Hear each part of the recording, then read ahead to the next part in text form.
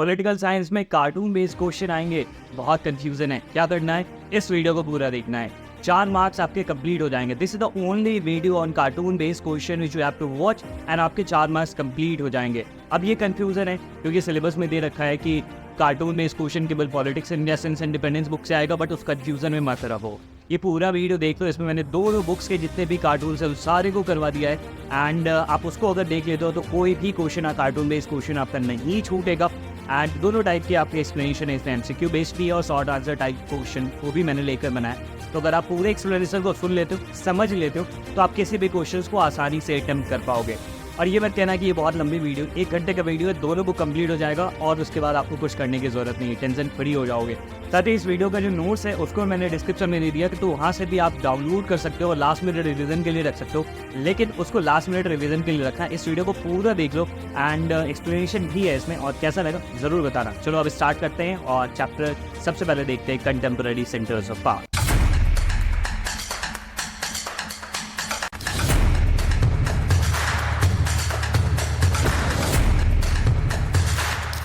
अब आपके सामने ये एक जहाज़ है और जहाज़ देखकर ये लगता है कि कुछ आइसबर्ग से घिरा हुआ है और ये किस चीज़ को रिप्रेजेंट करता है। तो सबसे पहला प्रश्न तो यही है कि the ship is representing which organisation. तो ये जग जाहिर है, आपको भी पता होगा कि अगर आपने यूरोपियन यूनियन का फ्लैग देखा होगा तो कमोवेश ऐसा ही है।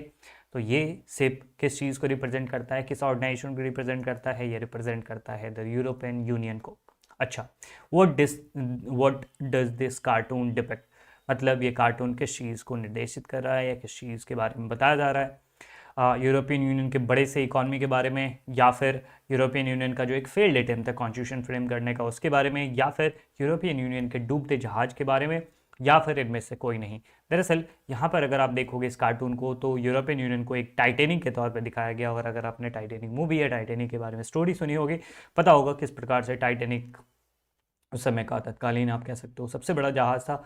और फिर जब वो पहली बार सैर पर निकलता है तो वो आइसबर्ग से टकराता है और डूब जाता है। ठीक है, मूवी भी बनी थी, बहुत फेमस मूवी है। तो ये किस चीज़ को बताता है? ये टाइटैनिक रिप्रेजेंट कर रहा है यूरोपियन यूनियन को, और ये जो कार्टून है ये डिपिक्ट कर रहा है यूरोपियन यूनियन के फेल्ड अटेम्प्ट के बारे में। तो इसका सही आंसर होगा ऑप्शन बी कि 2003 में यूरोपियन यूनियन ने ट्राई किया था कि हम एक कॉन्स्टिट्यूशन बना ले for the member countries, but वो फेल हो गया। तो ये failed attempt to frame the constitution by the European Union इस चीज़ को रिप्रेजेंट कर रहा है। अगले कार्टून पे आते हैं और इस कार्टून को देखने के बाद आपसे प्रश्न पूछा जा रहा है कि in which year India adopted the look east policy. मतलब किस वर्ष इंडिया ने लुकइस्ट पॉलिसी को अडॉप्ट किया था? 1989, 1990, 1991 और 1992। इसका सही जवाब है 1991। इंडिया ने लुकइस्ट पॉलिसी को 1991 में अडॉप्ट किया था। 1991 में पीवी नरसिम्हा राव जब भारत के प्रधानमंत्री थे, तो उस समय देखो दुनिया की स्थिति इस प्रकार से थी कि 1991 में सोवियत यूनियन अब टूटने के कगार पे था। ऑफिशियली तो 25 दिसंबर को वो टूटा, बट सोवियत यूनियन उस समय पे ऑलमोस्ट डिसइंटीग्रेट हो चुका था। साथ ही साथ गल्फ वॉर का जो क्राइसिस था वो भी था दुनिया में। इन कारण से भारत को नए दोस्तों की ज़रूरत महसूस हुई थी और भारत ने सोचा कि नहीं, हम लोग केवल वेस्ट की तरफ नहीं देखेंगे, वेस्ट की इकॉनमीज़ की तरफ नहीं देखेंगे, उनके ऊपर डिपेंडेंट नहीं रहेंगे, बल्कि हम लोगों को ईस्ट के कंट्रीज़ के ऊपर भी ध्यान देना चाहिए, और पर्टिकुलरली आसियान के कंट्रीज़ के ऊपर भी हमें ध्यान देना चाहिए। ना केवल आसियान बल्कि इवन चाइना, जापान और कोरिया जैसे देशों के साथ भी अच्छे संबंध बनाने चाहिए। तो ये जो लुक ईस्ट पॉलिसी था ये किस वर्ष आया था? तो पीवी नरसिम्हा राव के कार्यकाल के दौरान आया था और 1991 के समय आया था। यहाँ पर नेक्स्ट क्वेश्चन है कि ये व्यक्ति जो हैं इस कार्टून में, ये कौन से व्यक्ति हैं? यानी जैल सिंह जो कि भारत के राष्ट्रपति थे, डॉक्टर मनमोहन सिंह, आई के गुजराल, या वीपी सिंह जो कि भारत के प्रधानमंत्री थे अलग अलग दौर में। तो इस तस्वीर में आप देख के ही कह सकते हो कि ये जो तस्वीर है वो है डॉक्टर मनमोहन सिंह की। अकेले अभी तक के सिख प्राइम मिनिस्टर जो इंडिया के रहे हैं डॉक्टर मनमोहन सिंह रहे, तो इस कार्टून में डॉक्टर मनमोहन सिंह को दिखाया गया है। अब आपसे प्रश्न पूछा जा रहा है कि India signed free trade treaty with which ASEAN member. Bharat ने किस आसियान मेंबर के साथ फ्री ट्रेड एग्रीमेंट को साइन किया हुआ है? सिंगापुर, वियतनाम, लाओ पीडियर एंड ब्रुनेई दारुसलाम। तो इसका सही जवाब होगा सिंगापुर। और मैं आपसे ये जानना चाहूँगा, कमेंट बॉक्स में आप ज़रूर लिख के बताना कि वो दूसरा कंट्री कौन सा है जिसके साथ इंडिया ने एफटीए को साइन कर रखा है आपके बुक के हिसाब से। ठीक है, तो ये चीज़ है। आगे बढ़ते हम लोग अगले प्रश्न की ओर, और इस प्रश्न में पूछा जा रहा है कि under which government India adopted the act east policy. किस गवर्नमेंट में, किस सरकार के अंदर में भारत ने एक्ट ईस्ट पॉलिसी को अडॉप्ट किया? मनमोहन सिंह, राजीव गांधी, नरेंद्र मोदी, अटल बिहारी वाजपेयी। इसका सही जवाब है नरेंद्र मोदी की सरकार ने लुक ईस्ट पॉलिसी को और ज़्यादा एक्सटेंसिव करते हुए और ज़्यादा उसको व्यापक बनाते हुए एक्ट ईस्ट पॉलिसी को अडॉप्ट किया था। ठीक है, चलिए नेक्स्ट क्वेश्चन पे आते हैं और नेक्स्ट कार्टून देखते हैं। इस तस्वीर में आपको एक दीवार नज़र आती होगी, एक व्यक्ति नज़र आते होंगे यहाँ पर, और कुछ और भी चीज़ें नज़र आती हैं जिसको क्वेश्चन की तरफ से हम लोग समझने की कोशिश करेंगे कि which countries does the cartoon given cartoon refer to. किस कंट्री के बारे में ये बताया जा रहा है? तो ये जो तस्वीर है इसको देखने पर आपको पता चलेगा कि ये है चाइना। ठीक है, और चाइना कैसे हम लोगों ने पता किया था, ये दूसरा प्रश्न आपसे पूछा जा रहा है कि किस चीज़ को देखकर आपने समझ लिया कि ये चाइना है।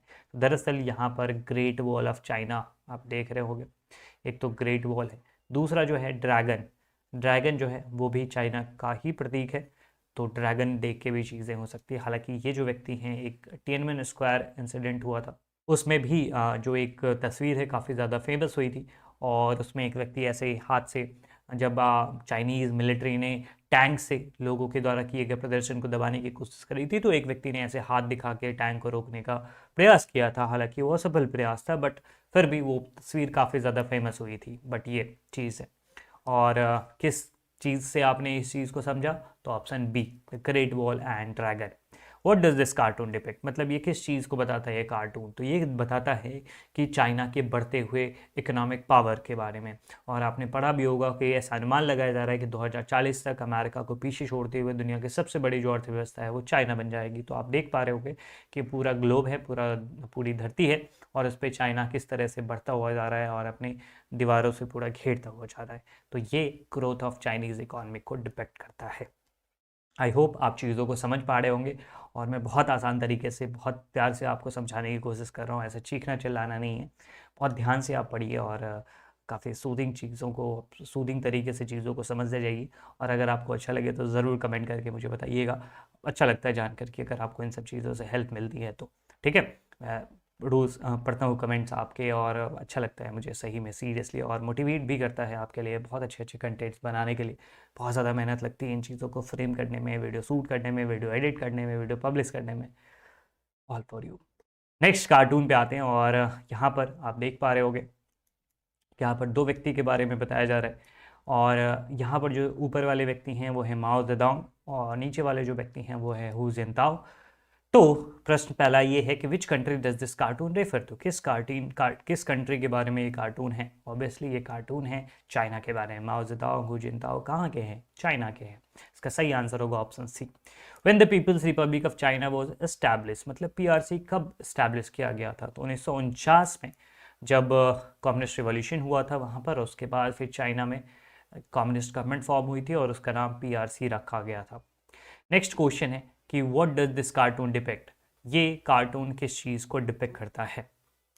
दरअसल अगर आप इस कार्टून को देखोगे तो यहाँ पर ये दिखाया जा रहा है कि माओ के समय में जो चाइना की आइडियोलॉजी थी ना, वो कम्युनिस्ट आइडियोलॉजी थी, और उसी के हिसाब से वो इकॉनमी को गवर्न किया करते थे। सोशलिज्म वहाँ पर फॉलो किया जाता है। लेकिन यहाँ पर जब बात हो रही है हु जिनताओ की, तो ये करीब 2001-2 के आसपास ये चाइना के प्रेसिडेंट थे।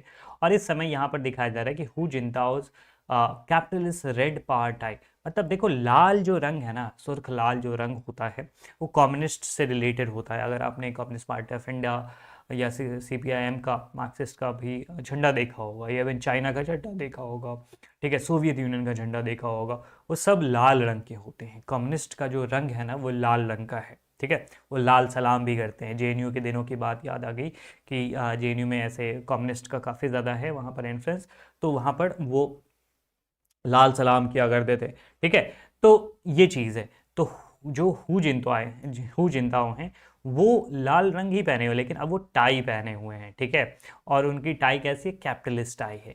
लेकिन जो माओ हैं, माओ के पास क्या है? छोटी सी डायरी है, रेड बुक है, वो भी रेड बुक है। वो कम्युनिस्ट आइडियोलॉजी फॉर्म कर रहे हैं, मतलब फॉलो कर रहे हैं। और हु जिनताओ क्या कर रहे हैं? वो कर रहे हैं कैपिटलिस्ट आइडियोलॉजी।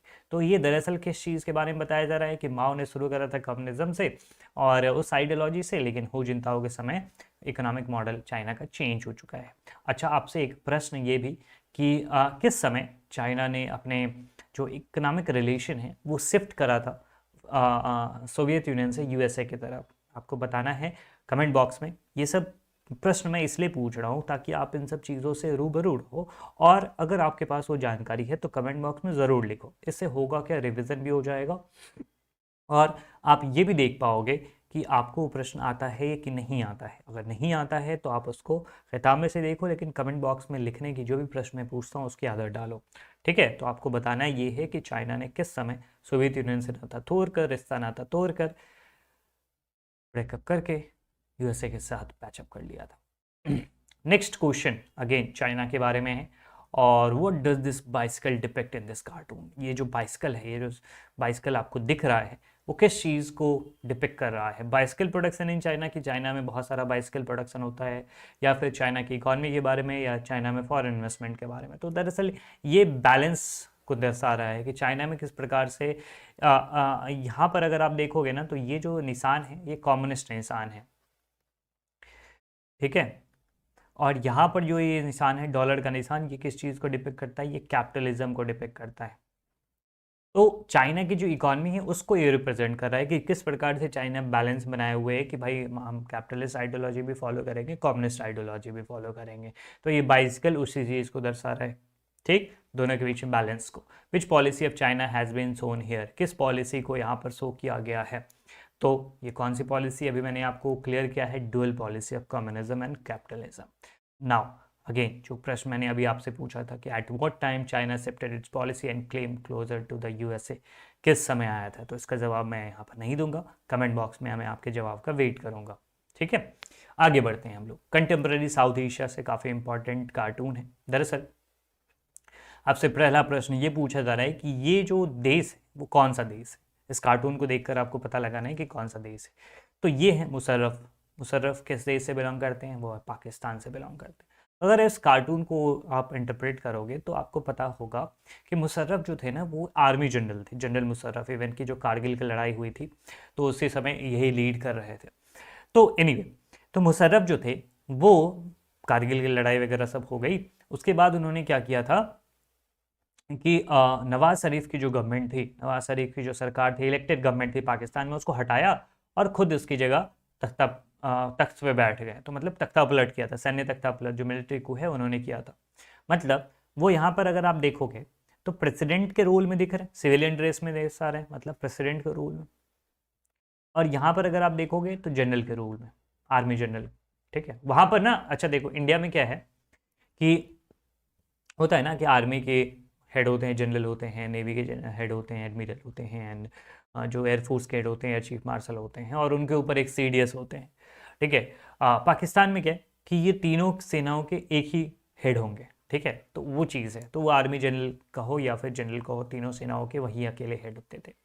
तो परवेज मुशर्रफ उस समय में, तो ये बताया जा रहा है कि अगर मेरे पास प्रेसिडेंट का पावर है, मतलब सिविलियन पावर है, और अगर मेरे पास आर्मी साथ में नहीं है तो मेरी पावर क्या हो जाती है? ज़ीरो, ठीक। अगर मेरे पास आर्मी की पावर है, ठीक है, सिविलियन की पावर मतलब प्रेसिडेंट की पावर नहीं है, तो भी मेरे पास सब्सटेंशियल पावर रहता है, 1 यूनिट पावर रहता है। लेकिन अगर मैं दोनों रह जाऊं, मतलब आर्मी जनरल भी और प्रेसिडेंट भी रह जाऊं, तो मेरा पावर डबल हो जाता है, मतलब दोगुना हो जाता है, बढ़ जाता है। तो ये चीज़ बताया जा रहा है यहाँ पर इस कार्टून से। प्रश्न पूछा जा रहा है कि which prime minister was removed by general Musharraf in a military coup? ये तो मैंने अभी आपको एक्सप्लेन कर दिया कि किस प्राइम मिनिस्टर को हटाया गया था। बेनजीर भुट्टो, जुल्फिकार अली भुट्टो, नवाज शरीफ या इमरान खान?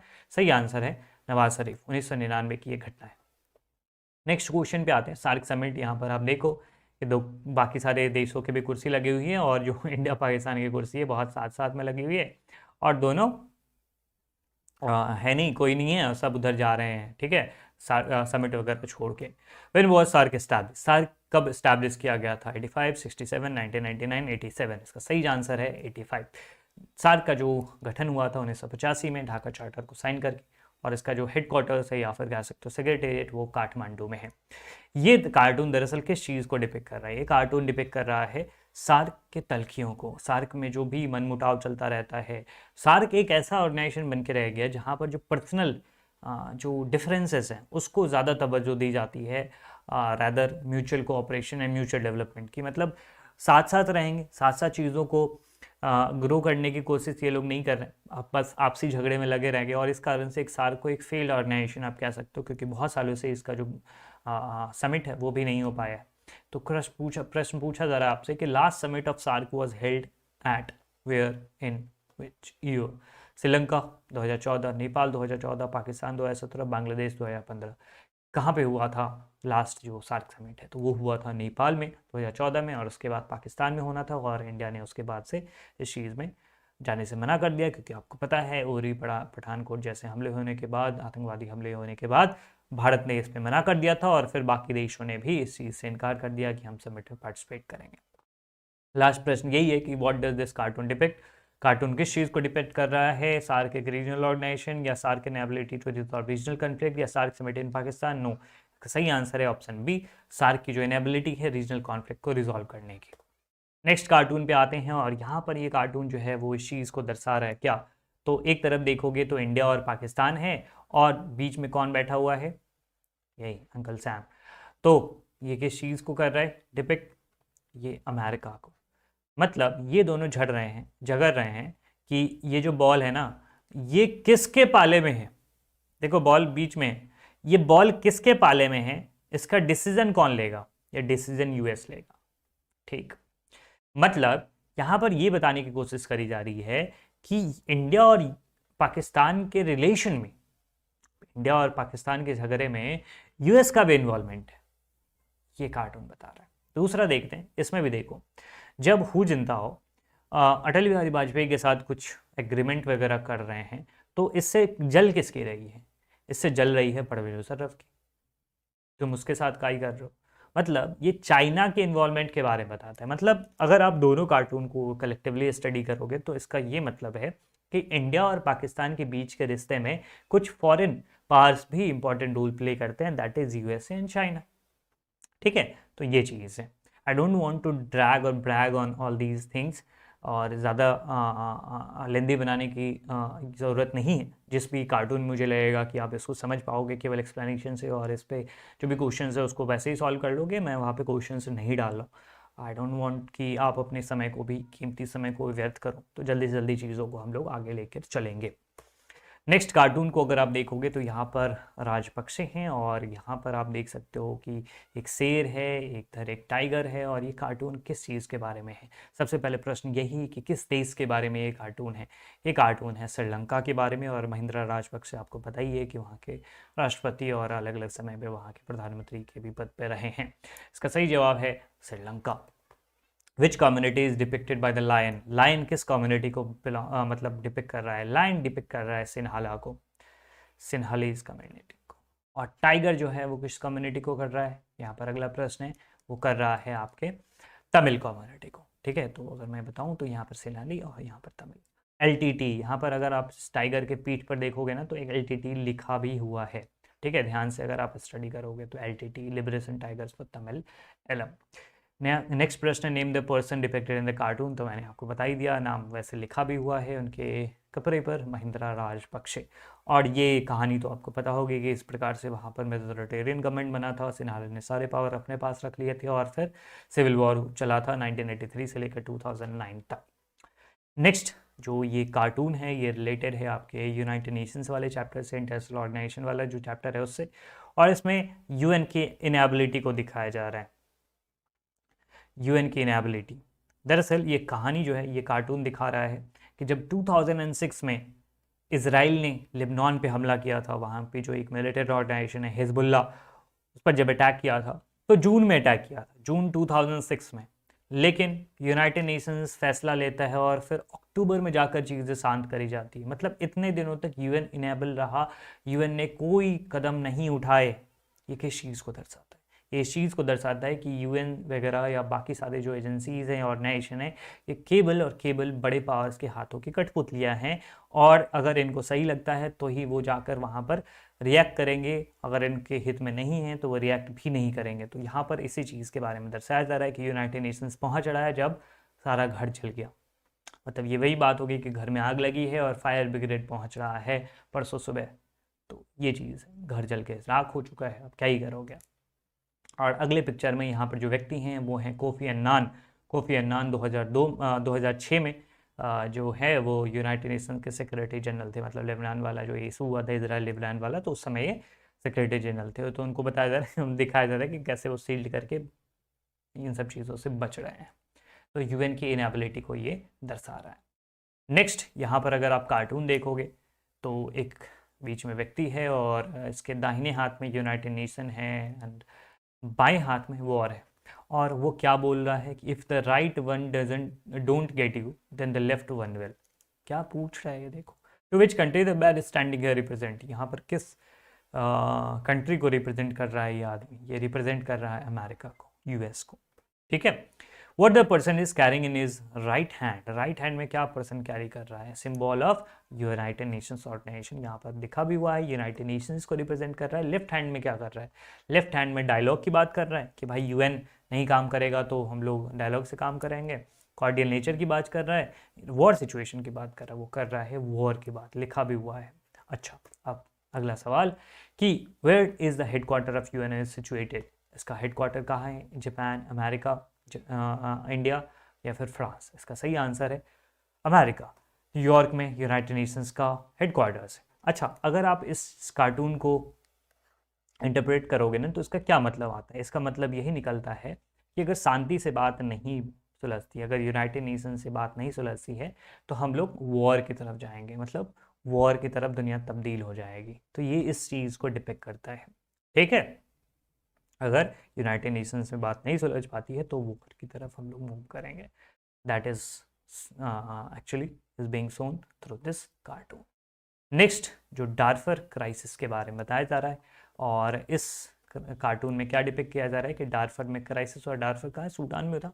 और सूडान में जो घटनाएं घटी थी वहाँ पर जो ह्यूमन राइट्स वायलेशन हुआ था, कई सारे लोग बेचारे मारे गए थे। उस समय में दुनिया उनको बचाने नहीं आ रही थी, और ये इस चीज़ को डिपिक्ट करता है कि दुनिया बस, यहाँ पर आप देखोगे ना कि a big helping of words, मतलब दुनिया बस बातें बना रही है। ठीक है, यहाँ पर ये स्टारवेशन हो रहा है, यहाँ पर लोग मर रहे हैं, और बाकी दुनिया इनको क्या कर रही है, बस बातें दे रही है। ठीक है, ये वही बात हो गई कि भूख से हम मर रहे हैं और दुनिया मुझे पैसे नहीं दे रहा है, दुनिया मुझे खाना नहीं दे रहा है, बस आश्वासन दे रहा है, दिलासा दे रहा है, वही चीज़ है। ठीक है, तो ये सब रियलिज्म का पार्ट है। ये आपको ये समझ में आना चाहिए, या समझना चाहिए कि दुनिया तभी आपकी मदद करेगी जब उनके हित में ही होगा। सिक्योरिटी चैप्टर से आते हैं, और यहाँ पर एक कार्टून है। क्वेश्चन है कि what does this pigeon and man with could symbolise. मतलब यहाँ पर जो एक कबूतर है और जो व्यक्ति है वो किस चीज़ को सिंबलाइज करता है। ये दर्शाता है कि पिजन जो है, मतलब कबूतर जो है, वो पीस को रिप्रेजेंट कर रहा है, और जो मैन है, उसके ऊपर जो आदमी है, वो ये बताता है कि जो अगर मतलब पीस इस्टेब्लिश करने के लिए आपको हथियार की भी ज़रूरत पड़ती है, वॉर की भी ज़रूरत पड़ती है। ये बता रहा है कि जहाँ कहीं भी मान लो थ्रेट आता है तो उस समय आपको वॉर लड़ने की भी ज़रूरत पड़ती है, तो पीस के लिए वॉर की ज़रूरत पड़ती है। ये इस चीज़ को रिप्रेजेंट कर रहा है। ठीक है, नेक्स्ट क्वेश्चन आते हैं, नेक्स्ट इंटरप्रिटेशन या नेक्स्ट कार्टून पर आते हैं। यहाँ पर आप देख रहे होगे किस प्रकार से जो नेचर है या धरती है वो एक रस्सी पे चल रही है, बहुत पतले रस्सी पे चल रही है। मतलब जैसे तैसे दुनिया संभली पड़ी है, मतलब दुनिया की स्थिति बहुत ख़राब है, और जो लोग हैं, हम लोग, वी द पीपल, वो उस धरती पे रह रहे हैं और बहुत ही नाजुक स्थिति में है। और ये जो है दिक्कतें, जैसे ग्लोबल वार्मिंग, टेररिज्म, ये सब स्थितियाँ दुनिया को ख़त्म करने वाली है। तो यहाँ पर आप समझ सकते हो कि ये एक राक्षस है, like global warming, Covid and ये, और ये दुनिया के पीछे पीछे भाग रही है कि इसको ख़त्म करना है, इसको गिराना है।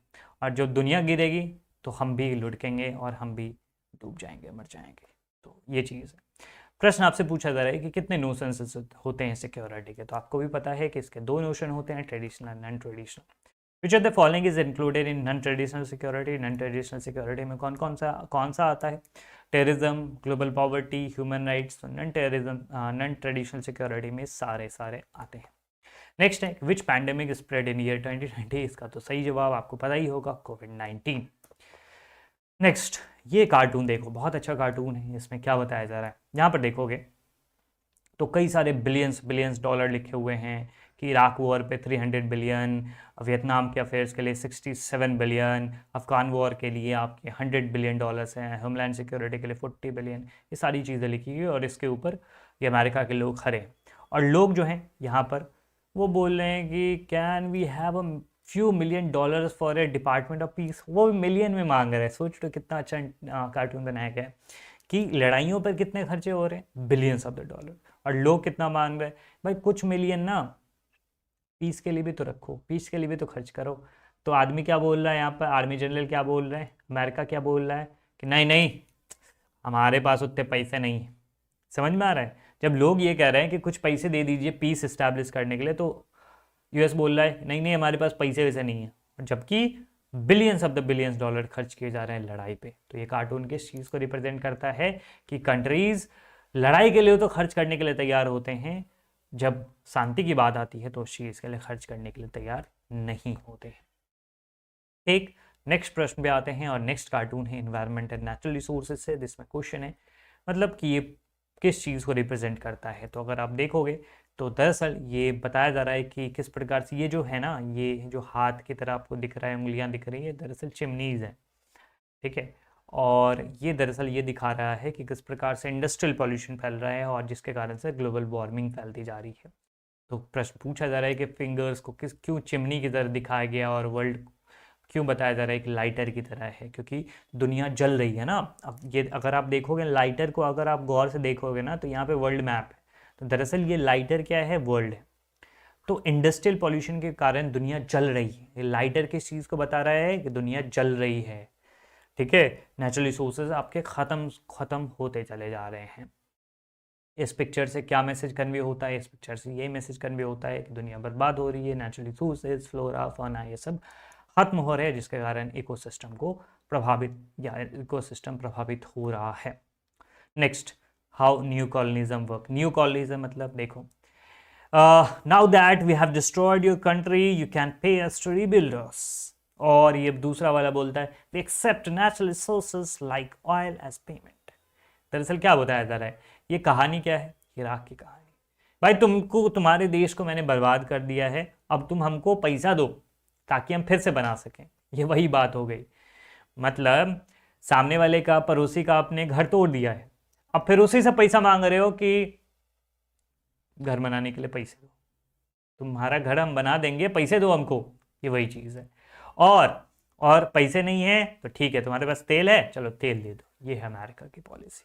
किस प्रकार से इंडस्ट्रियलाइज कंट्री जो होते हैं वो छोटी छोटी कंट्रीज़ को, वीकर कंट्रीज़ को बर्बाद करते हैं और उनके नेचुरल रिसोर्सेज का एक्सप्लॉयटेशन करते हैं। तो दरअसल ये कार्टून इसी चीज़ को बचाया जा रहा है। Which countries are being shown here, यहाँ पर आपको इराक जैसे कंट्री के बारे में दिखाया जा रहा है कि इराक यहाँ पर बड़ा हुआ देश है और द यूएसए उसको बर्बाद करके उससे वापस तेल एंड नेचुरल रिसोर्सेज छीन रहा है।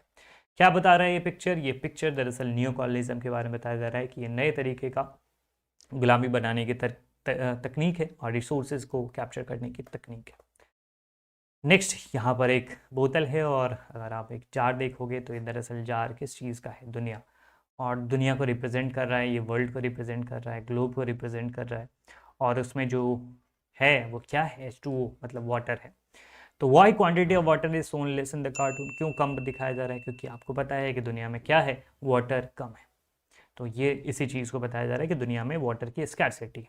वाटर एक पॉलिटिकल इशू है, क्यों?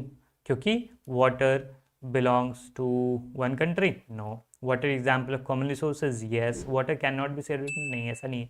वाटर रिन्यूएबल रिसोर्सेज, देखो इसका सही आंसर होगा वाटर एक पॉलिटिकल इशू इसलिए है क्योंकि कॉमन रिसोर्सेज सबको इसकी जरूरत पड़ती है, ठीक।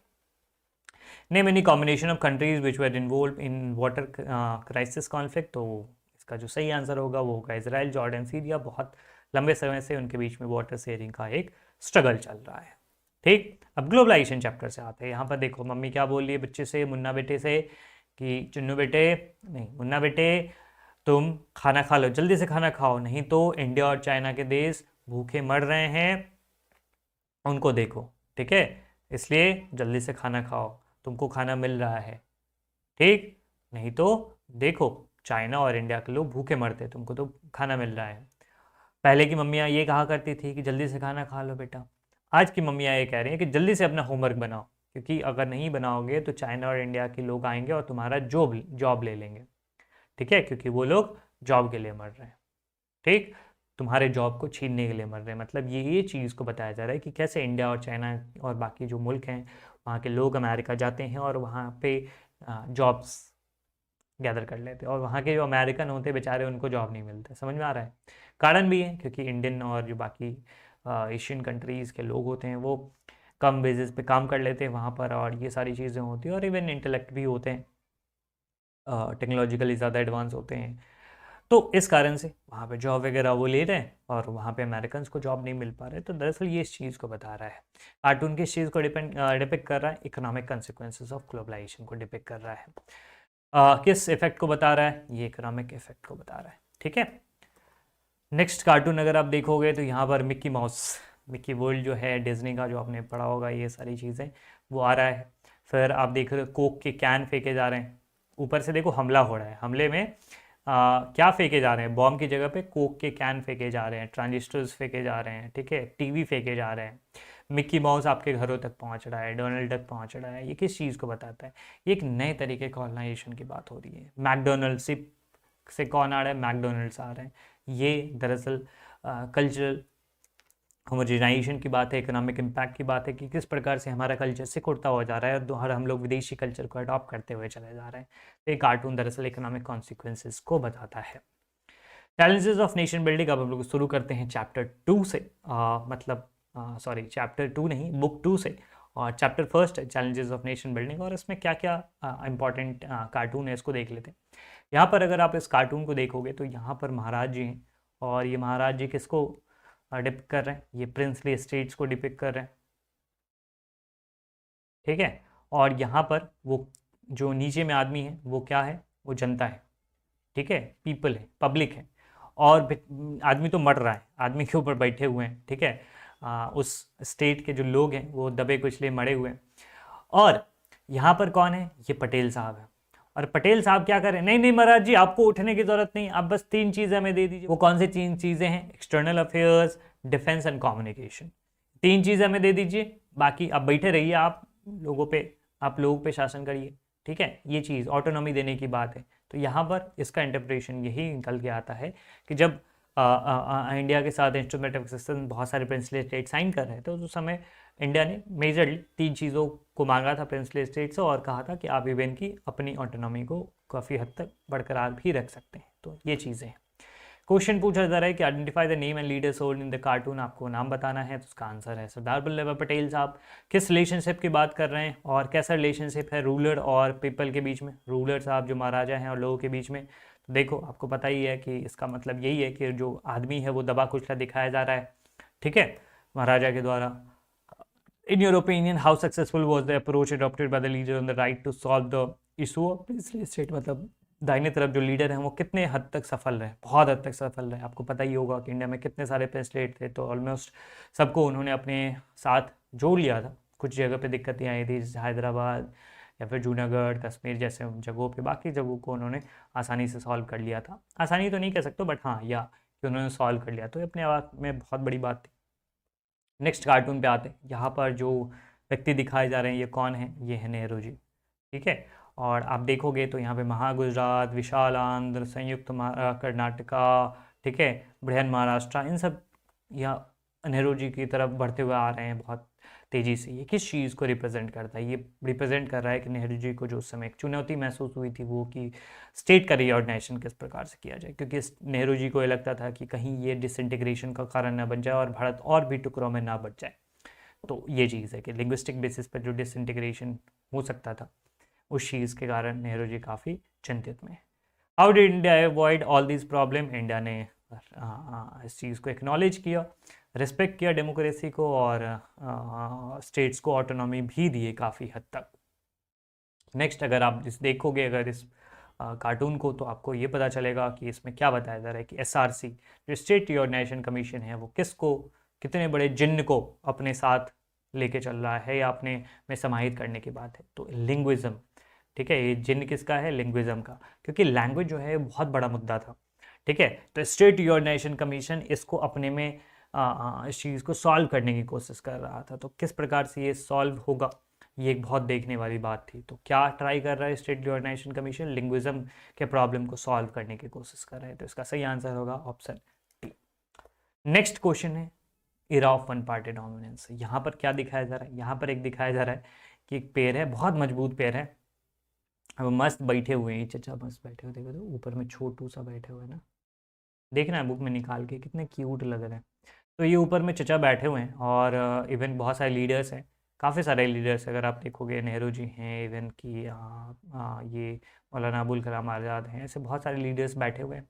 और नीचे में अपोजिशन के लीडर इस पेड़ को गिराने की कोशिश में लगे, जैसे एक है गोपालन एंड ऑल। तो ये किस चीज़ को बताया जा रहा है? ये इस चीज़ को बताया जा रहा है कि कांग्रेस की जो सरकार थी वो काफ़ी ज़्यादा स्ट्रांग थी, ये जो पेड़ है वो काफ़ी ज़्यादा मजबूत है। ये देख रहे हो कि इन लोगों के चेहरे पर कोई सिकन भी नहीं है, कोई परेशानी भी नहीं है, इन लोगों को कोई चिंता भी नहीं है, क्योंकि इनका पैर मजबूत है, ज़रे मजबूत है।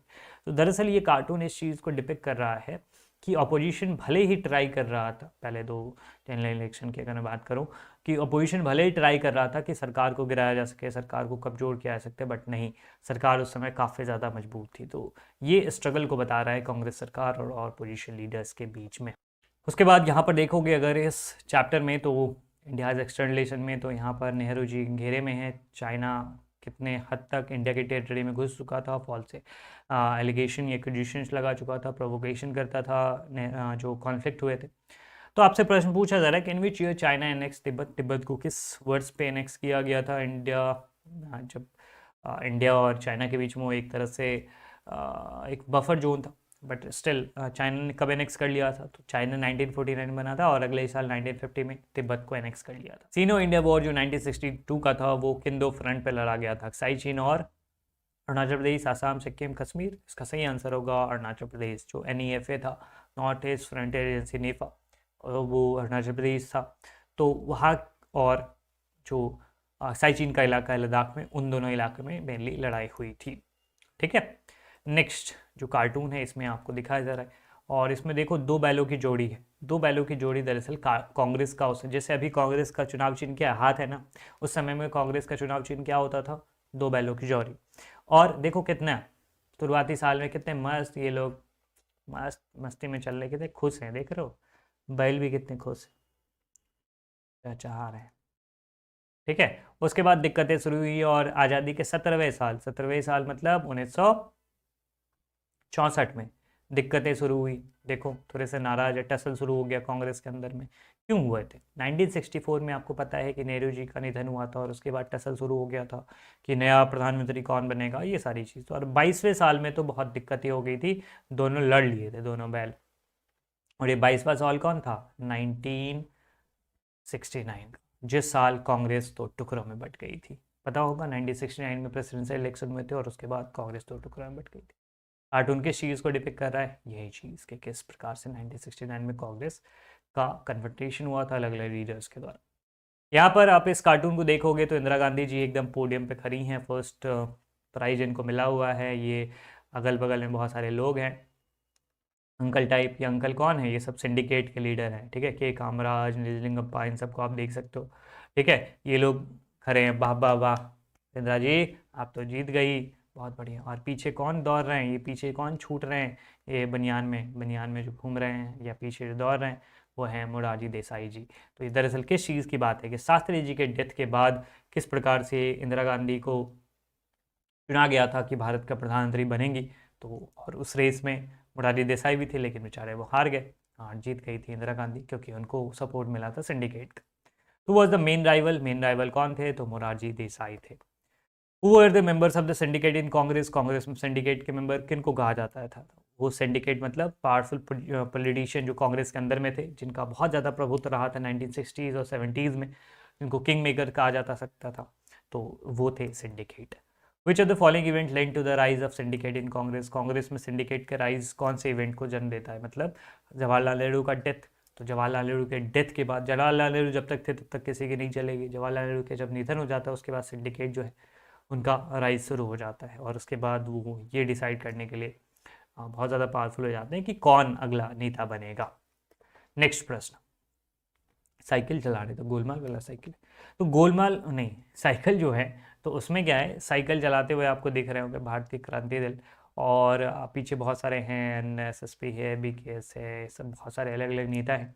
और ये दरअसल किसके बारे में बताया जा रहा है? ये दरअसल चरण सिंह के बारे में बताया जा रहा है कि चरण सिंह किस प्रकार से नन कम्युनिस्ट पार्टीज को साथ में लेकर आगे बढ़ने की कोशिश में लगे पड़े हैं। तो प्रश्न पूछा जा रहा है कि हु वाज चरण सिंह? चरण सिंह कौन थे? दरअसल 1974 की जो बात है उसमें ये पूछा जा रहा है कि चरण सिंह कौन थे। तो चरण सिंह दरअसल यूपी के मुख्यमंत्री थे, ठीक है। और चरण सिंह एक किसान नेता भी हुआ करते जो कि बाद में जाकर जब जनता पार्टी की सरकार बनती है 77 में, तो कुछ दिनों तक मोरारजी देसाई भारत के प्रधानमंत्री रहते, लेकिन फिर गिर जाती है उनकी सरकार और फिर जाकर भारत के प्रधानमंत्री बनते। लेकिन 1974 की बात है, तो चौधरी चरण सिंह कौन थे? उत्तर प्रदेश के मुख्यमंत्री थे। What was Charan Singh main objective in trying to build a united front of non communist party 1974? मतलब चरण सिंह का मेन ऑब्जेक्टिव क्या था कि वो नॉन कम्युनिस्ट पार्टी को साथ में लेकर चलना चाहते थे, एक अपना फ्रंट बनाना चाहते थे। उनका मकसद यही था कि कांग्रेस पार्टी को कमज़ोर किया जाए और हम लोग अपना एक अलग फ्रंट तैयार करते हैं। विच of the following party did not join चरण सिंह यूनाइटेड फ्रंट? कौन सी पार्टी ने चरण सिंह के यूनाइटेड फ्रंट को ज्वाइन नहीं किया था? तो ऑब्वियसली इसका सही जवाब है इंडियन नेशनल कांग्रेस, क्योंकि जो 1974 है उस समय में जनता पार्टी तो थी ही नहीं, communist party of India Marxist की जहाँ तक बात है, तो ये चरण सिंह का जो फ्रंट था वो था नॉन कम्युनिस्ट लोगों के लिए, और भारतीय लोक दल ऑब्वियसली इसमें था। इसका जो सही आंसर होगा वो इंडियन नेशनल कांग्रेस, जो कि ज्वाइन नहीं किया था। अगले प्रश्न पे आते हैं कि why did Charan Singh attempt to build a united front ultimately front failed? क्यों ये असफल हो गया, ये जो अटेम्प्ट था कि नॉन कम्युनिस्ट पार्टी का एक हम लोग बनाएंगे कोलिशन? क्योंकि किसी कॉमन एजेंडा पे ये लोग एग्री ही नहीं कर पाए थे, ठीक है, कि इन लोगों के बीच में ना बहुत सारा टसल चल रहा था। तो ये बहुत मुश्किल होता है अलग अलग विचारधारा के लोगों को साथ में लेकर चलना। इसका सही आंसर होगा ऑप्शन है।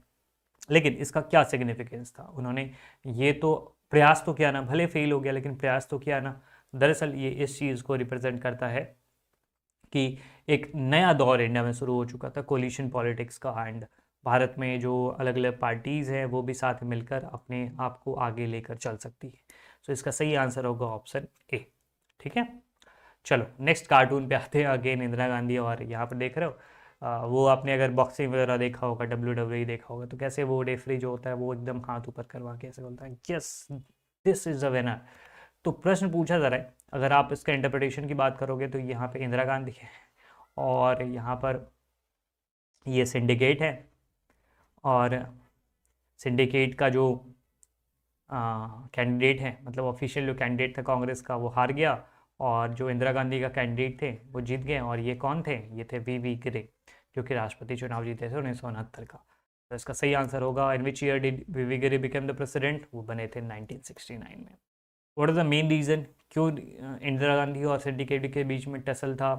क्योंकि सिंडिकेट ने इंदिरा गांधी की सोशलिस्ट पॉलिसी को अपोज करा था, Indira Gandhi oppose the syndicate control over the Congress party, या फिर the syndicate was supported to Indira Gandhi leadership style, या फिर Indira Gandhi was critical of the syndicate's foreign policy decision.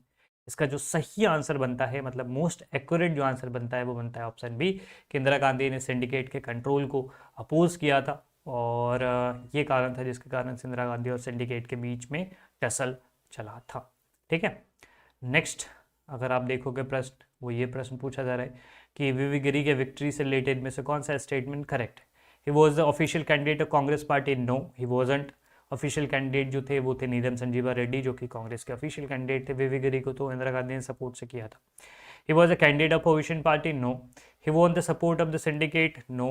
He won with the support of Indira Gandhi? Yes, Indira Gandhi के support के कारण वो चुनाव जीते थे। What was the impact of V Giri's victory on Indian politics? तो इंडियन पॉलिटिक्स में वी गिरी के जीत के कारण क्या हुआ था? तो दरअसल ये किस चीज़ के बारे में बताता है? ये बताता है कि कांग्रेस पार्टी का जो होल्ड है वो कमज़ोर हो चुका था, इंदिरा गांधी का जो फ्रंट था वो ज़्यादा मजबूत हो चुका था। यहाँ पर कांग्रेस पार्टी का मतलब हो गया जो सिंडिकेट वाली पार्टी थी, ओरिजिनल कांग्रेस थी, बट बाद में तो फिर उसको इंदिरा गांधी के फ्रंट को ओरिजिनल कांग्रेस मान लिया गया था। तो इसका सही आंसर होगा ऑप्शन ए। नेक्स्ट क्वेश्चन है, नेक्स्ट अगर आप कार्टून देखोगे तो अगेन ये इंदिरा गांधी के इलेक्शन की बात है, और इसमें देखोगे कि फर्स्ट सेकेंड थर्ड सभी पे इंदिरा गांधी जीत जाएगी। अगर जहाँ पर स्ट्रॉन्ग कंस्टिट्यूंसीज थी, मतलब ऐसी जगह जहाँ पर जितना बिल्कुल पता था उसमें भी जीती, थोड़ा सा वीक जगह थी वहाँ पे इंदिरा गांधी जीत गई, और जो बहुत ही मुश्किल था, वहाँ पर भी इंदिरा गांधी जीती। मतलब ये बताया जा रहा है कि 1971 का जो इलेक्शन था उसमें इंदिरा गांधी कितने बड़े बहुमत से चुनाव जीती थी। तो दरअसल ये 1971 के इलेक्शंस की बात है। अब बेचारे ये लोग हारे हुए देख रहे हैं और क्या बोल रहे हैं, I can't believe it, I thought I was coming first, you second and third. ये लोग झगड़ा कर रहे हैं कि मुझे लग रहा था कि मैं फर्स्ट आऊँगा, तुम सेकंड आओगे, वो थर्ड आएगा, लेकिन यहाँ पर तो सब तो इंदिरा गांधी जीत गई। इंदिरा गांधी के जीत के पीछे सबसे बड़ा कारण क्या था? बांग्लादेश युद्ध में लड़ाई में जो जीत मिली थी उसके कारण नहीं, इलेक्शंस के बाद लड़ाई हुई थी। लड़ाई तो 1971 के दिसंबर में जाकर हुई थी। कांग्रेस पार्टी की campaign strategy, yes this is the correct answer, because Congress party का जो कैंपेन स्ट्रेटजी था ना, स्पेशली द गरीबी हटाओ नारा, वो सबसे ज़्यादा कारण था, सबसे बड़ा कारण था उनके जीत का। ठीक है, what was the significance of 1971 election in Indian political history? दरअसल 1971 इलेक्शंस क्या बताता है? ये बताता है कि इंदिरा गांधी एक पावरफुल लीडर के तौर पर इमर्ज हो चुकी थी, स्टैब्लिश हो चुकी थी। उनको सिंडिकेट या किसी और दूसरे व्यक्ति की ज़रूरत नहीं थी, दूसरे ग्रुप की ज़रूरत नहीं थी अपने पावर को क्लेम करने के लिए। तो आंसर होगा option B. Which of the following events took place immediately after the 97 elections? अचानक या 97 इलेक्शन के तुरंत बाद ही कौन सा इनमें से इवेंट हुआ था? वो हुआ था इंदिरा गांधी ने मतलब ऑर्डर करा था कि इंडियन आर्मी अब लड़ाई में जाएगी बांग्लादेश को आज़ाद करवाने के लिए। ठीक है, तो इसका सही आंसर होगा ऑप्शन ए। बाकी सारे सही आंसर नहीं होंगे क्योंकि नेशनल इमरजेंसी 1975 में लगा था, अपोजिशन पार्टी ने कोलिशन फॉर्म किया था। इलेक्शन के बाद क्यों करेंगे, पहले ही किया था उन्होंने। Congress party face split due to internal differences, वो तो 1969 में ही हो गया था। तो option A is the correct answer. यहाँ पर अगर आप देखोगे तो यहाँ पर जयप्रकाश नारायण को दिखाया जा रहा है और जयप्रकाश नारायण सेव डेमोक्रेसी करके तख्ती लेके बैठे हुए हैं। और ये लोग जो है जो कांग्रेस के लीडर हैं वो कह रहे, देखो वो लोग ना, वो जो वहाँ बूढ़ा व्यक्ति बैठा हुआ है वो डेमोक्रेसी को खतरे में डाल रहा है। जबकि भाई डेमोक्रेसी आपके खतरे में थी करप्शन के कारण, लॉलेसनेस के कारण, वायलेंस के कारण। और ये व्यक्ति जो बैठे हुए हैं ये तो दरअसल देश को बचाने की बात कर रहे हैं। लेकिन ये लोग कांग्रेस उसी पर इल्ज़ाम लगा के, जयप्रकाश नारायण पे इल्ज़ाम लगा के उन्हीं को जेल में बंद कर देते हैं। तो ये दिक्कत है। प्रश्न आपसे पूछा जा रहा है कि डिमांड क्या क्या थे जयप्रकाश नारायण के, कि restoration of civil liberty, democratic right, या इंदिरा गांधी का रिमूवल, या पार्लियामेंट का डिसोल्यूशन एंड फेस इलेक्शन, या इनमें सभी इंदिरा गांधी को हटाने की डिमांड थी, इनकी डेमोक्रेटिक राइट्स को देने की बात थी, और पार्लियामेंट ऑफ फ्रेश इलेक्शंस करवाने की बात थी। ये जयप्रकाश नारायण के डिमांड्स थे। अब हम लोग आगे बढ़ते हैं अगले कार्टून की तरफ, और इस कार्टून में आप देखोगे तो कांग्रेस चारों खानों चित है।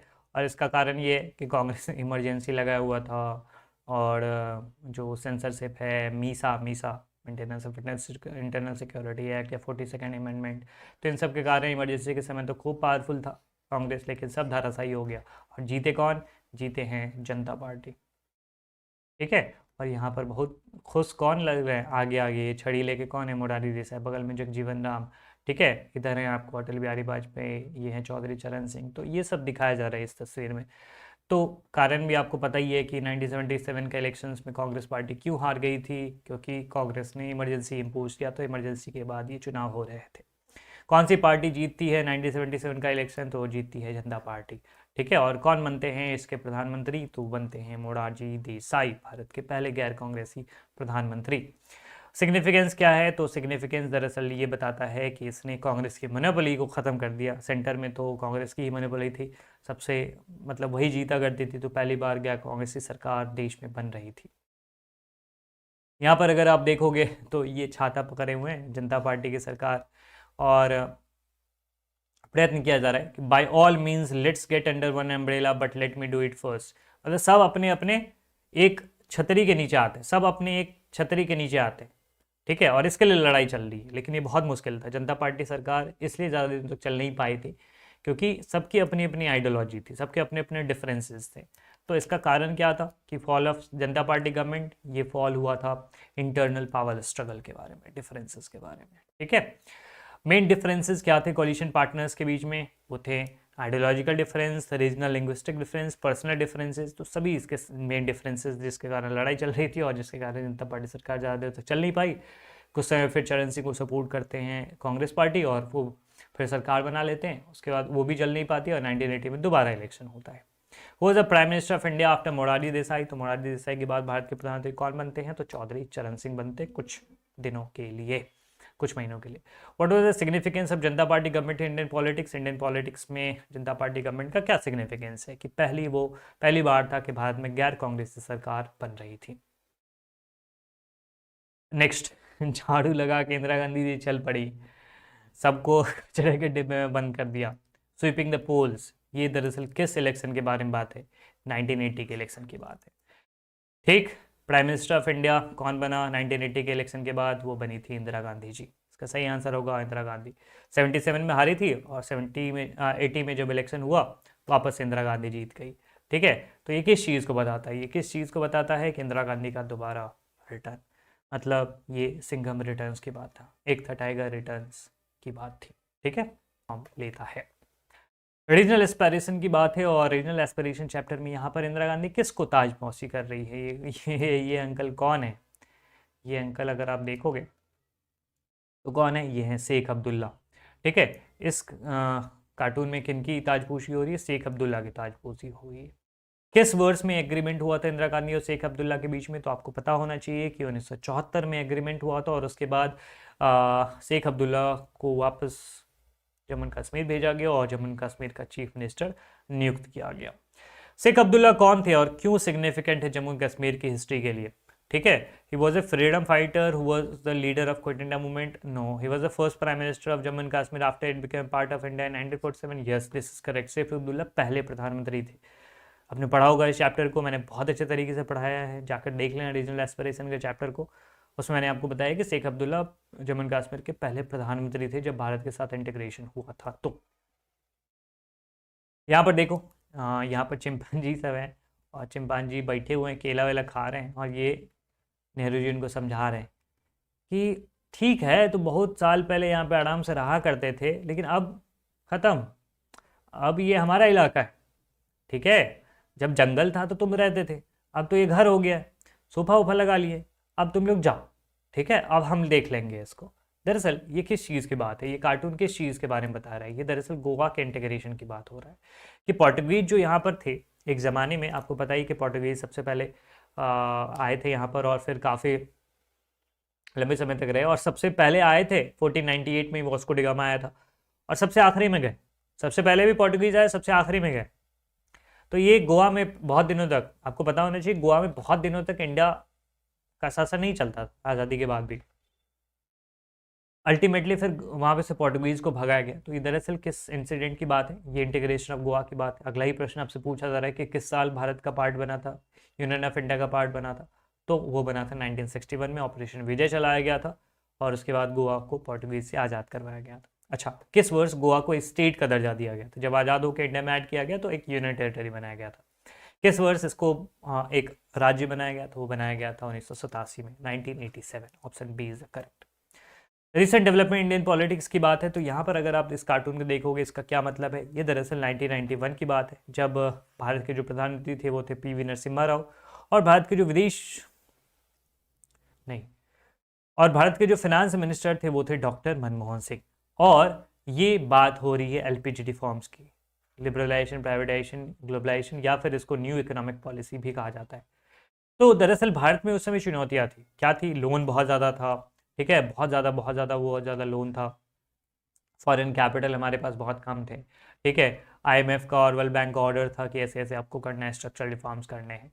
तो मनमोहन सिंह और जो कि फाइनेंस मिनिस्टर थे उस समय और जो पीवी नरसिम्हा राव जो कि प्रधानमंत्री थे, ये मिलकर भारत को एक नई दिशा की ओर ले जा रहे थे। और मनमोहन सिंह यहाँ देखो क्या कह रहे हैं कि ठीक है, मानते हैं कि ये रिस्की है, ये डिफ़िकल्ट है, लेकिन एक बार जब हम लोग आगे पहुँच जाएंगे तो हमारे लिए बहुत ही बढ़िया होगा। और सही भी बात है, एक समय में भारत एक ऐसी स्थिति पहुँच चुका था कि भारत की अर्थव्यवस्था पूरी तरह से बर्बाद होने वाली थी। और आज देखो, आज 20-30 सालों के बाद भारत दुनिया की 5वीं 6ठी सबसे बड़ी अर्थव्यवस्था में गिना जाता है।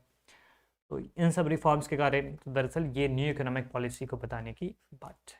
ठीक है, सो नेक्स्ट हम लोग देखते हैं और इस कार्टून को देखते हैं। यहाँ पर कठपुतली का शो चल रहा है और जो कठपुतली बने हुए हैं वो कौन बने हुए हैं? वो बने हुए हैं वीपी सिंह।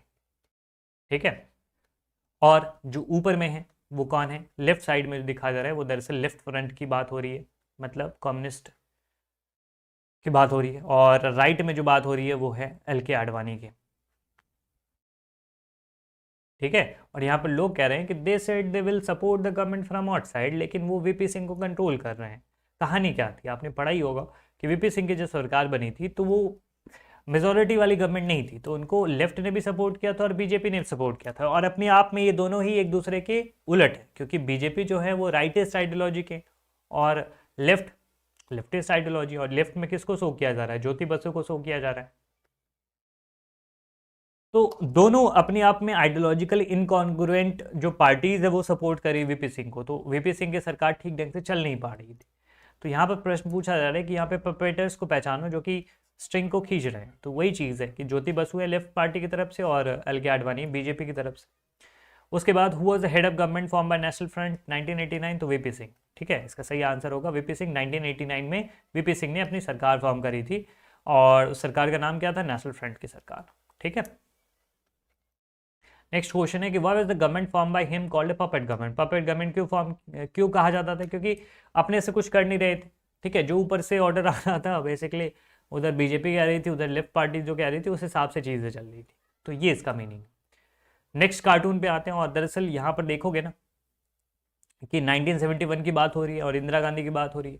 इंदिरा गांधी कितनी मुतमईन है और कितने निश्चिंत हैं। तो ये दरअसल बात हो रही है वन पार्टी डोमिनेंस की। इंडिया में किस प्रकार से वन पार्टी का डोमिनेंस चला करता था, और ये बात हो रही है 1999 में कोलिशन गवर्नमेंट की। ये सरकार कैसी होती है, जहाँ पर कोई एक पार्टी नहीं काम कर रहा है, एक लीडर नहीं। ठीक है, वहाँ पर बहुत सारी पार्टीज, बहुत सारे अलग अलग पार्टीज़ के लीडर्स हैं, सब मिल के फॉर्म किए हुए हैं सरकार। तो ये मल्टी पार्टी गवर्नमेंट को शो कर रहा है। ठीक है, तो ये चीज़। और सबसे ऊपर में कौन है, अटल बिहारी वाजपेयी, जो कि कई सारे पार्टीज़ को साथ में लेकर सरकार बनाए हुए थे, कोलिशन गवर्नमेंट फॉर्म किया हुआ था। और पहली बार हो रहा था कि जो अपना कार्यकाल भी उन्होंने पूरा किया था। So that's it, and I hope कि ये सारी चीज़ें आप लोगों को बहुत अच्छे ढंग से समझ में आ गई होगी। और ये वीडियो देखो, एंड इस वीडियो के साथ ही आपके सारे जो कार्टून से रिलेटेड प्रश्न हैं वो सारे सॉल्व हो जाएंगे, और सारे इंटरप्रिटेशन की बात है, सारे MCQ की बात है, तो वो सारी चीज़ें आपकी दिक्कतें दूर हो जाएंगी। एंड आई होप कि ये वीडियो आपको अच्छा लगा होगा। ज़रूर कमेंट करके अपने बताना, मैं आपसे रिक्वेस्ट कर रहा हूँ, कमेंट करके ज़रूर बताना, और अपने दोस्तों के साथ भी शेयर करना, क्योंकि उनका भी कुछ फ़ायदा हो जाएगा। एंड कितने देर पहले देख रहे हो बोर्ड से, ये भी बताना कि कब बोर्ड से और कब देख रहे हो इस वीडियो को। और अपना बहुत ख्याल रखो, और बाकी सारे ह्यूमैनिटीज़ से रिलेटेड कंटेंट के लिए, CUET से रिलेटेड कंटेंट के लिए आप फॉलो कर सकते हो ब्लेड लर्नर KDL चैनल को। मिलते हैं अगले वीडियो में, तक तो अपना बहुत ख्याल रखो, और all the best. Thank you so much.